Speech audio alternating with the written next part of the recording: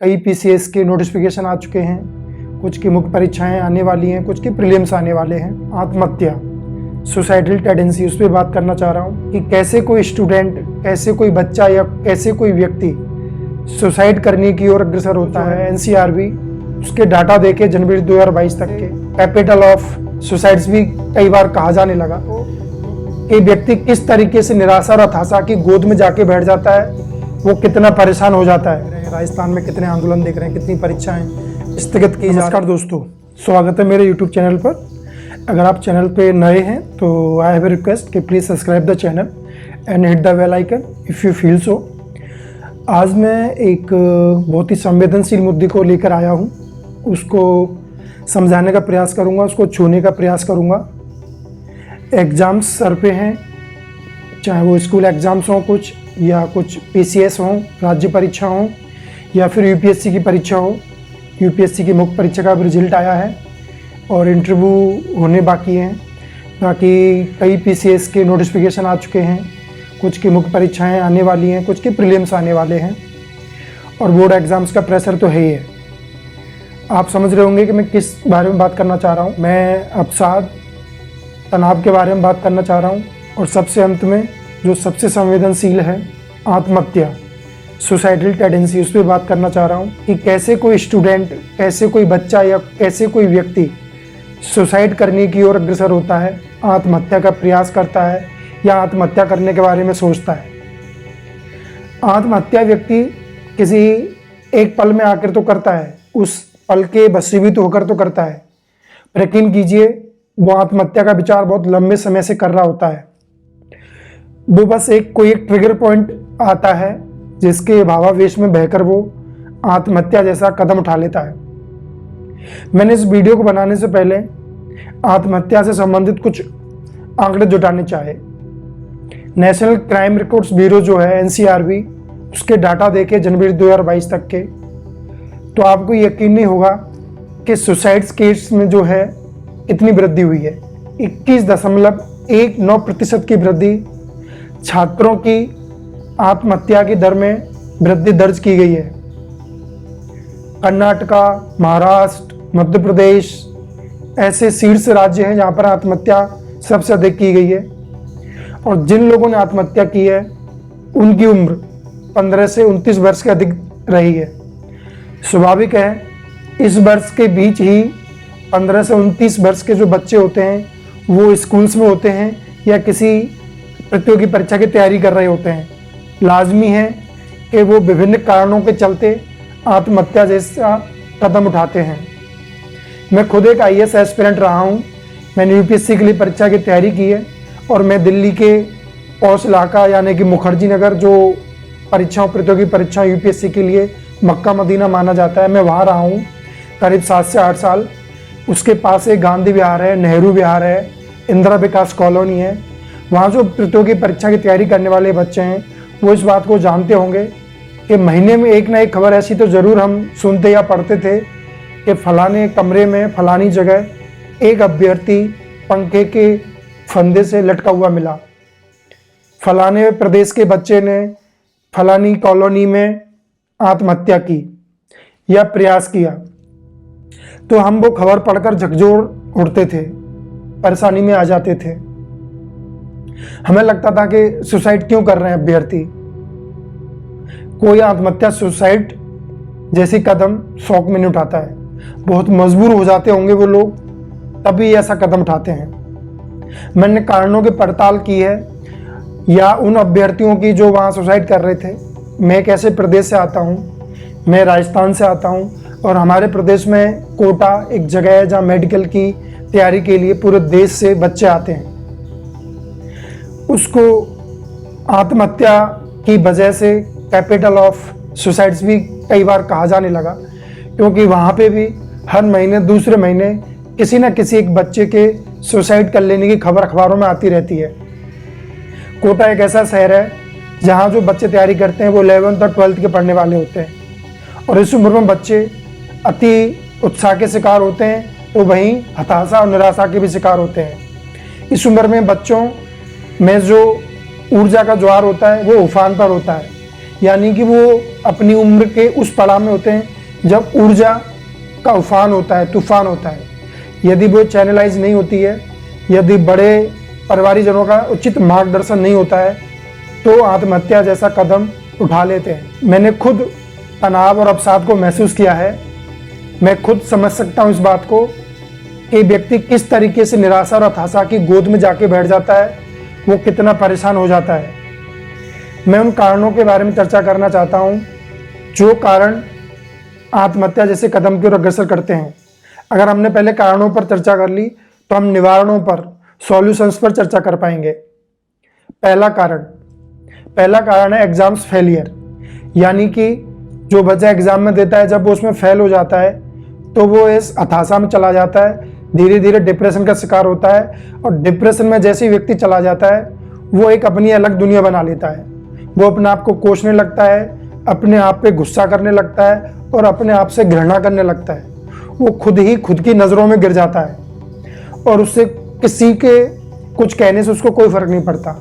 ना ही कोई मोटिवेशन काम आता है, ना ही कोई प्रेरणा काम आता है। अगर बच्चा एक लंबे समय तक डिप्रेशन में है, तनाव में है और वो अकेला इस चीज़ से जूझ रहा है, तो समझिए कि वो आत्महत्या कर लेने जैसे विचार से घिर जाएगा।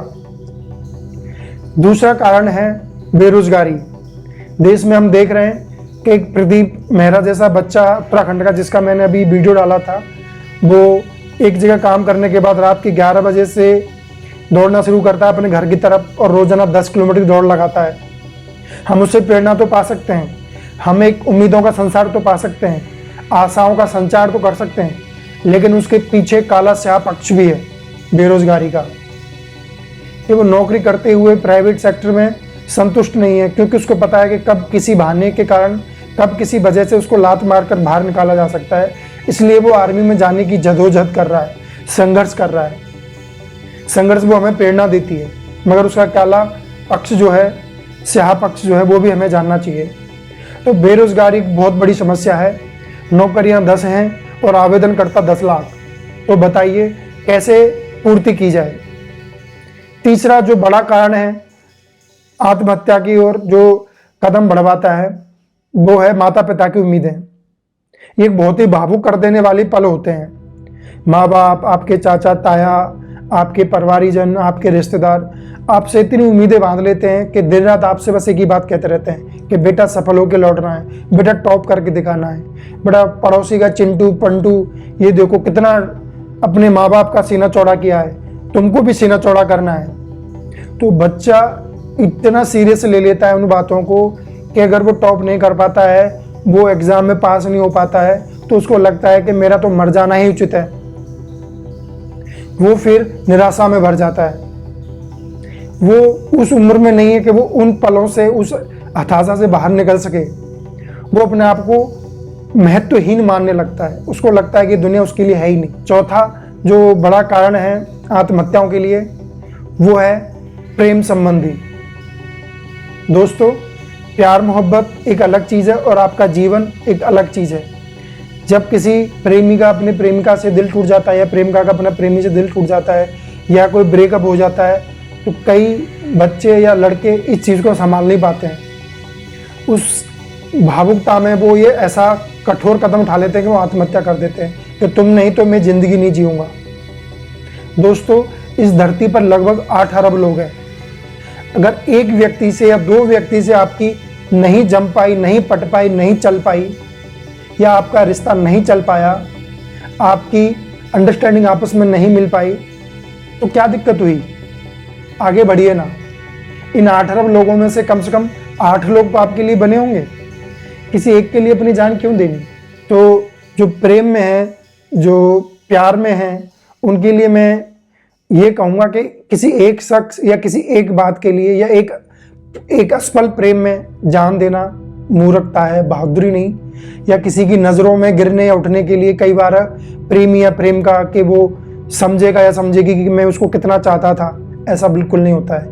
वो अंत में यही कहता है कि मूर्ख था, मूर्ख थी जिसने जान दे दी। वर्तमान परिस्थितियों में 5वां और अंतिम कारण जो मुझे जान पड़ता है आत्महत्याओं के बढ़ने के मामले में, वो है कोविड, लॉकडाउन, नौकरियों का चले जाना, व्यवसायों का बंद हो जाना, आमदनी का कम हो जाना और खर्चे घर के उतने होते हैं। ये सब तो हमारे कम हुए, आमदनी के स्रोत तो कम हुए, नौकरी तो हमारी गई, लेकिन महंगाई घटी नहीं बल्कि बढ़ गई। तेल की कीमतें, पेट्रोल की कीमतें, डीजल की कीमतें, खाद्य जो वस्तुएं उनकी कीमतें, दूध की कीमतें, ये सब बढ़ गई। महंगाई, इन्फ्लेशन रेट जो है बढ़ गई, लेकिन आपकी नौकरियों में वृद्धि नहीं हुई, गिरावट आ गई। और जो नौकरी कर रहे हैं उनके जो इंक्रीमेंट हुए वो हुए ही नहीं, और कुछ के हुए तो बहुत कम हुए। तो बहुत सारे कारण मिलाकर आत्महत्या, हताशा, अवसाद, डिप्रेशन जैसी चीज़ों की ओर युवक युवतियों को ले जा रहे हैं। ये तो हुए कारण। अब सबसे ज़रूरी, जो सबसे अहम चीज़ है उस पर मैं चर्चा करना चाहता हूँ। आपको अंत तक सारी चीज़ें सुननी चाहिए। सॉल्यूशंस क्या हैं, निवारण क्या है। इन परिस्थितियों में सबसे ज़रूरी और सबसे अहम जो योगदान होता है वो माता पिता का होता है। माता पिता को ये समझना होगा कि वो बच्चे से संवाद खत्म ना करें, यानी कि कम्युनिकेशन गैप ना लाएं। Try to keep communicate always. बच्चे की पढ़ाई डिस्टर्ब हो जाएगी या वो उसका अवधान आ जाएगा, और इस चक्कर में आप उससे लंबे समय तक बात ही ना करें, वो आपको दुखदायी साबित हो सकता है। आप बच्चे से लगातार बात करते रहें। इमोशनल सपोर्ट जो है बहुत ज़रूरी है। उसको समझाते रहना लगातार कि आप और आपकी सेहत, हेल्थ सबसे इम्पोर्टेंट है किसी भी एग्ज़ाम, किसी भी रिजल्ट, किसी भी परीक्षा से। आत्महत्या करने के पीछे बेरोजगारी भी एक प्रमुख कारण है, इसमें कोई दोहराई नहीं है। हम यूपी में, बिहार में कितने आंदोलन देख रहे हैं, राजस्थान में कितने आंदोलन देख रहे हैं, कितनी परीक्षाएं स्थगित की जा रही हैं, परीक्षाएं हो जाती हैं, धांधली हो जाती हैं, फिर परीक्षाएं स्थगित हो जाती हैं। लोग कर्ज ले लेकर अपने खेत बीच कर पढ़ाई करते हैं। माता पिता अपनी इज्जत डुबाकर, कहीं पगड़ी रखकर, अपने सोना गिरवी रखकर कर्ज पे लेकर अपने बच्चों को पढ़ाई के लिए पैसे देते हैं। हमने खुद देखा है, I am witness of that thing. Delhi में हमने कई दोस्तों को देखा जो अपने घर से खेत बेचकर पढ़ाई करने के लिए आए थे। तो हमें उनके जज्बे जुनून पे नाज होता था, फ़क्र होता था कि वो कितने कमिटेड हैं। लेकिन उसके पीछे एक और सच्चाई थी कि अगर ये असफल हुए तो क्या होगा। क्या यही वो लोग होते हैं जो आत्महत्या करते हैं? तो मैं कहना चाहता हूँ कि लाइफ, वही बात, life is the most precious. किसी भी खेत से, किसी भी घर से, किसी भी इज्जत से, अगर जान है तो जहान है। आप वापस से खेत खरीद लोगे, आप वापस से घर खरीद लोगे। एक सर हैं यूपीएससी के फील्ड में, मैं उनका नाम नहीं लेना चाहता हूँ। वो एक इतने बड़े टीचर बन गए कि उनके पास काफ़ी पैसा आ गया, एक बड़े नामचीन संस्थान में पढ़ाते हैं। तो यूपीएससी की तैयारी जब वो कर रहे थे तो उन्होंने खेत बेचे थे उनके पिताजी ने। तो उन्होंने एक वीडियो में पढ़ाते हुए बताया कि उससे कहीं ज़्यादा खेत उन्होंने खरीद लिया वापस पैसे कमाकर। तो आप भी ऐसा कर सकते हैं। Start from scratch. Overnight success के बारे में अगर आप सोचेंगे कि आप एक रात में अपनी ज़िंदगी बदल लें, लखपति, करोड़पति, अरबपति बन जाएं, तो ये संभव नहीं है दोस्त। You have to fight. आपको लड़ाई लड़नी पड़ेगी, संघर्ष करना पड़ेगा। नवाजुद्दीन सिद्दीकी मुंबई जाकर 12 साल तक एक अहम किरदार नहीं कर पाते हैं। कभी 5 सेकंड की भूमिका, कभी 10 सेकंड की भूमिका उनको फिल्म में मिलती है, लेकिन आज किसी परिचय के वो मोहताज नहीं है। इरफान खान जो हमारे बीच नहीं है, कितना प्रेम पाया उन्होंने, कितने लंबे समय तक मुंबई में संघर्ष किया। तो दोस्तों, लड़ाई लड़नी पड़ती है, फाइट करना पड़ता है। साथ में आप तैयारी कीजिए सरकारी नौकरी के लिए, प्राइवेट जॉब के लिए। सिस्टम है, सरकार है, उससे लड़ रही है, लेकिन अपने जीवन से हाथ मत धोइए और ना इसके बारे में सोचिए। स्वरोजगार जैसा कोई बैकअप साथ में स्टार्ट कीजिए और नौकरी की तैयारी करते रहिए। अगर इस दुनिया में आत्महत्याओं का या मृत्यु का सबसे बड़ा कारण माना जाएगा तो गरीबी माना जाएगा, पॉवर्टी को माना जाएगा। गरीबी अगर अमीर बेचे तो बहुत महंगी बिकती है, लेकिन गरीब गरीबी बेचता है तो नहीं बिक पाती है। किसी विद्वान ने कहा है, किसी बड़े सफल व्यक्ति ने कहा है कि आप गरीब पैदा होते हैं आपके हाथ में नहीं था, मगर आप गरीब मरे ये आपके हाथ में है। अगर आप अपना जीवन छीन लेते हैं गरीबी की वजह से, गरीब रहते हुए, तो आपसे बड़ा पापी, आपसे बड़ा मूर्ख कोई नहीं है। सॉरी टू से, आपको बुरा लग सकता है, मैं बहुत प्रैक्टिकल बात कर रहा हूँ कि आपके आत्महत्या कर लेने के बाद आपको इतिहास में कभी दर्ज नहीं किया जाता है, आपको कायरी कहा जाता है। इसी दुनिया में ऐसा कोई कारण मौजूद नहीं है कि वो आत्महत्या को सही ठहरा सके। आप अपनी जान किसी भी कारण से नहीं ले सकता, ऐसा कारण पैदा नहीं हुआ है। अंतिम समय तक, अंतिम सांस तक आपको लड़ना है, संघर्ष करना है, आपको संघर्षों का दामन चुनना है। अगर आप डरते हैं, भागते हैं, अगर आप हताशा की गोद में पड़े रहना चाहते हैं, या आप उम्मीदों के दामन में खड़े होकर लड़ना चाहते हैं हिम्मत से, यह आपका चुनाव है। अंत में इतना ही कहना चाहूँगा, दो तरफा रोल है ये। एक तरफ बच्चे हैं, एक तरफ अभिभावक हैं। आप आर्थिक सहयोग तो कर ही रहे हैं, लेकिन उससे ज़्यादा ध्यान रखिए कि इमोशनल सपोर्ट में गिरावट ना आ जाए। बच्चा आर्थिक सपोर्ट को संभाल सकता है कैसे भी करके, वो ट्यूशन पढ़ा लेगा, वो कहीं से उधार मांग लेगा, लेकिन इमोशनल सपोर्ट को वो नहीं संभाल पाता है अगर ना मिले उसको। तो please try to keep support emotionally always. बच्चों से संवाद रहित रहकर आप कभी ना जिएं। बच्चों को हमेशा बताते रहें कि आप किसी भी परीक्षा, किसी भी सफलता असफलता से बड़े हैं, सर्वोपरि हैं, सर्वश्रेष्ठ हैं, आपका जीवन सब सर्वश्रेष्ठ है। बिल्कुल मेरे पिताजी की तरह, जब हम तैयारी कर रहे होते थे तो वो पूछते थे फ़ोन करके कि आपकी हेल्थ कैसी है बेटा, आप पैसे की दिक्कत तो नहीं है, हेल्थ का ध्यान रखना,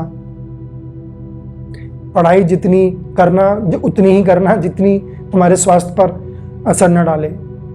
कोई भी परीक्षा टॉप करने की या पड़ोसी अड़ोसी की उन्होंने कभी तुलना नहीं की। तो मैं ऐसा ही चाहता हूँ कि सारे अभिभावक मेरे पिताजी की तरह हों, जो दबाव ना बनाएं। जीवन की परीक्षा सबसे बड़ी है और उससे लड़ने के लिए तैयार करें।